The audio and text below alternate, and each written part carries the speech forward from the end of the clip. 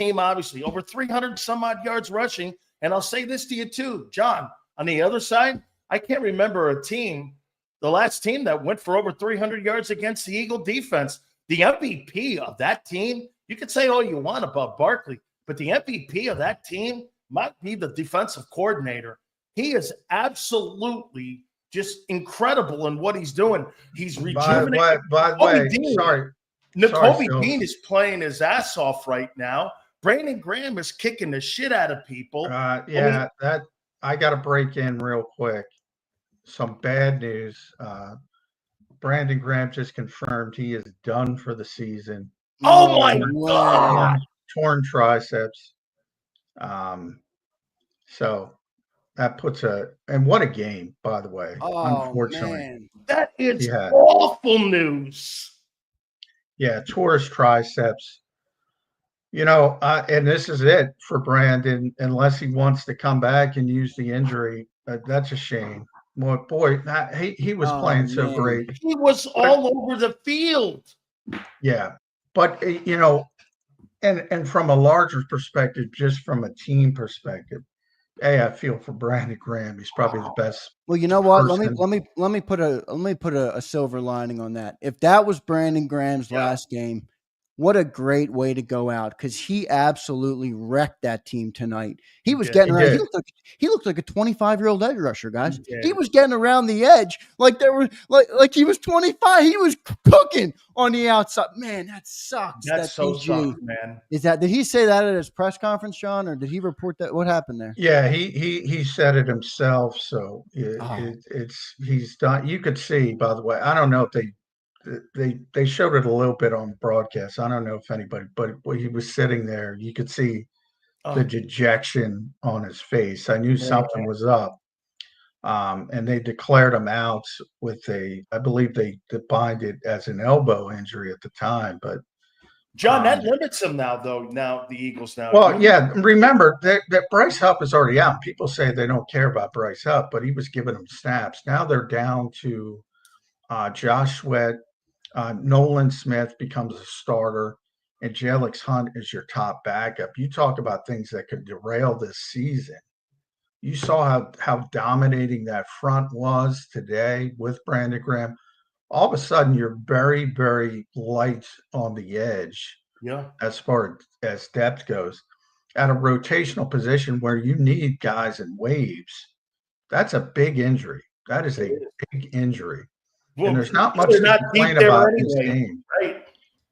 I mean, that happens in football, obviously, but that's tough. I just wrote on Sports Illustrated that the one position they can't afford, because you can't afford multiple injuries at the same position, and bang, they get multiple injuries at the same position.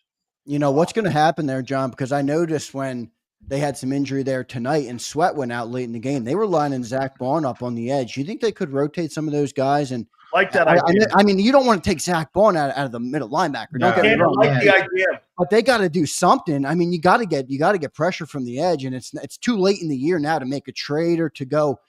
I mean, who's out there? I don't think many people are out there right now. Well, the trade deadline's passed. You can't trade for anybody. Obviously, there's guys you can pick up off the street, but they're not going to help you much. They brought in edge rusher last week on the practice squad, O'Shawn Mathis. Maybe he gets elevated to the 53. Teron Jackson's back. Jelix Hunt's going to have to hit the ground running. If I'm thinking about Vic and the way he thinks, he might kick Milton Williams out to more edge rusher snaps. Milton had a big game today. Sacks, I thought he had 3, but 2 sacks. He was all over the place. He was. Hey, John, that arm over by Jalen Carter tonight, where he whipped that guy in front of him, was Jerome Brown-esque. He was a force. I mean, all that pressure those guys were getting on the middle was a lot to do with the internal pressure that he was creating for Stafford not to be able to step up. I thought he played exceptionally well again for another night. They did really well inside. I mean, man, but you lose a guy like John said, BG, you're already limited just in personnel, not just production, but personnel. You're limited out there. they may come up with a way of using Bond. I like that idea, Xander, because it's not beneath him to try to figure a way to create pressure to try to get to the quarterback. So we'll see what he does, because as you said, John, I don't know how many people are walking the street right now that you could just bring bodies in. You're looking for productivity. You're not just looking for a body right now. Well, I remember, if you look at Miami last year with Vic Fangio, they lost Jalen Phillips and Andrew Van Ginkel late in the season. And when they went to the playoffs, they had to sign guys off the street, and they were playing a playoff game with guys off the street, and it did not go well. It's tough to do it at this point after the trade deadline. So unfortunately, that's going to be something they have to deal with. Alex Hunt might have to be the guy. You might just say, not might. I mean, yeah, you're going to have to throw him into the deep end of the pool, and maybe lightning strikes twice. You get another Cooper DeJean. Who knows? But that is not a positive for the Philadelphia Eagles. Eagles fans feeling every range of emotion tonight, folks. I mean, that just, you killed my mood when you tell me Brandon Graham's out for the year, tore his triceps, obviously. So you know what, though, Xander? Hey, just to go back to the open here, us going back and forth. John, I don't know about you, and I'm not going to put words in your mouth here, but that's a takeaway game, Xander. Yes, it is. That's a takeaway game. John was talking, and I loved how he phrased that. The Giant game was not a takeaway game. Tonight's game was a takeaway game. You went against some quality wide receivers and quality quarterback tonight. And you know what they did? They gave up early. They settled down. They got pressure. Vic figured it out in game. They ended up being dominant at running the football. You know what I really liked about that whole game plan? There were in-game adjustments in that game where it went right to the strengths. They got away from being anything stupid. And I'll tell you what, it was really well done coaching-wise and how they were able to just weather the storm on the road. Then they ended up blowing that team out of SoFi.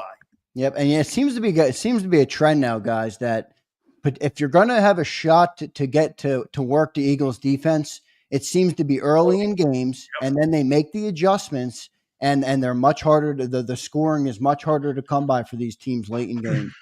And by the way, they ended up giving up 290, so that's their worst performance. Yeah, how many of that was that garbage time? It was garbage.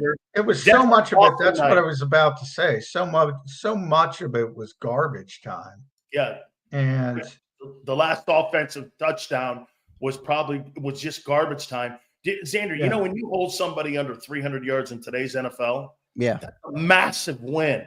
I mean, and for them to do that, I can't remember the last time they gave up 300 yards in total offense. They're having a stretch now. It's just sensational. Yeah, they really almost held the Rams to under 20 again. Obviously, that touchdown came late. By the way, that came on Quinyon Mitchell, which I'm obviously not going to pick on Quinyon Mitchell, but I almost think it's a good time. Like, if you're going to get beat or you're going to learn from something, have it late in a game like that. You're not Iron Man. You're human. Keep working on your craft, and it's a good little humble. I hope people really. I hope that's not a big deal at all. Oh no, it's not.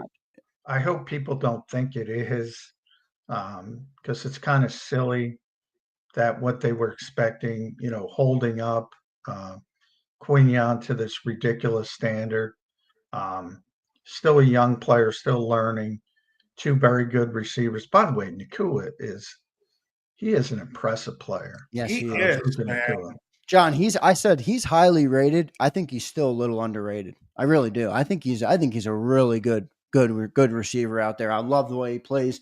Very physical. Guys, I want to give somebody their flowers, and I'll have you guys analyze his game tonight. Somebody who I think has been getting some recognition for what he's done, but has really come into his own as, I think, better than average. I think getting toward the upper echelon in the league, and I'd have to look at the numbers. Nakobe Dean. I think Nakobe Dean has been a real force out there. He plays physical. He plays hard. He's quick.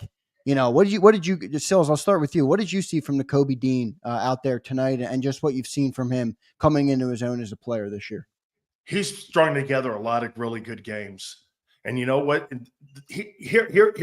Here's what my issues were with him. He had 248 total NFL reps coming into this season. Okay. He wasn't a durable guy. I don't know what system he was in with the Psy a year ago, but I'll tell you what, Vic uses this guy to his assets. And I happen to think, John, the guy playing next to him is also benefiting this guy being able to play in the guys in front of him that are keeping those guards off him. There is no question. Hey, he rushes the passer better than I thought. They didn't do that a year ago. They bring him with pressure. He is quick to the ball. He is definitely getting better and better and better and better each and every single week. They kind of keep him out of coverage issues. He's haven't really had to do that much. But when it comes to tackling, pursuit angles, getting to the quarterback, there's no question. If there was an award, John, for the most improved player on the Philadelphia Eagle defense, Nakobe Dean right now is the leader and the front runner to be the most improved player on that defensive football team. Yeah, that's interesting. I'm trying to think, most of the other guys weren't here, like Zach Bond and the rookies. So of the guys who were here, yeah, I don't think there's any doubt the biggest improvement has come from Nakobe Dean.